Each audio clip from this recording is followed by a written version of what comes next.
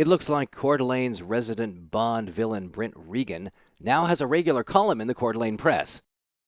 I call him a Bond villain because he's rich, he's bald, he lives on a compound out of town. He's a megalomaniac egotist who wants to take over the world.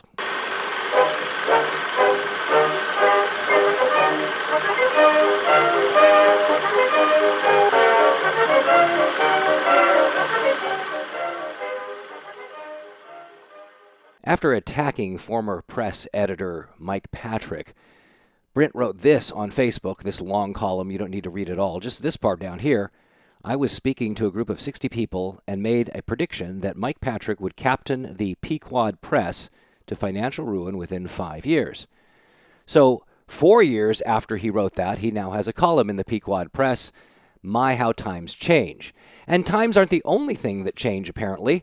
Also, words change. So in today's column that Brent wrote for the Coeur d'Alene Press, he laments the fact that words change meaning over time, and his frustration is with the word nationalism.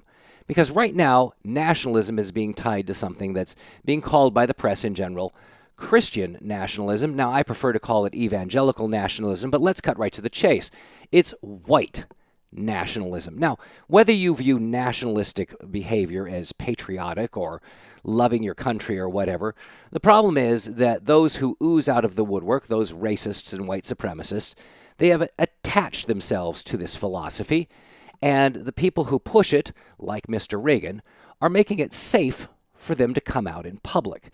And this is very dangerous. And this is something that Brent doesn't get in his cobblestone path column that he wrote today. I call it a cobblestone because the way I like to write is I want to write so that someone can read something smoothly.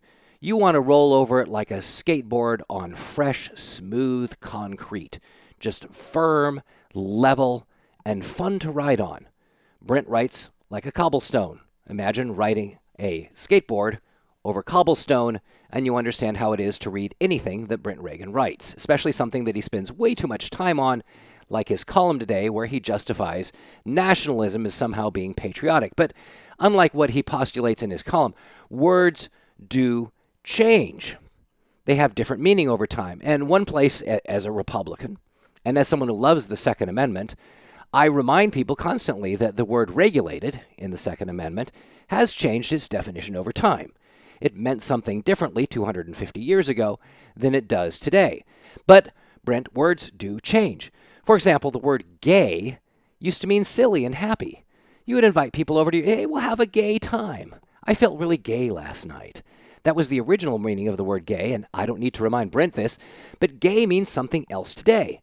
And even though the original word meant silly and happy, I don't think Mr. Reagan would spend any time today phoning up his buddies on the Central Committee and asking them to come over for a gay time, or to admit to them that during Lincoln Day he had a gay time, or during the 4th of July parade he felt really gay.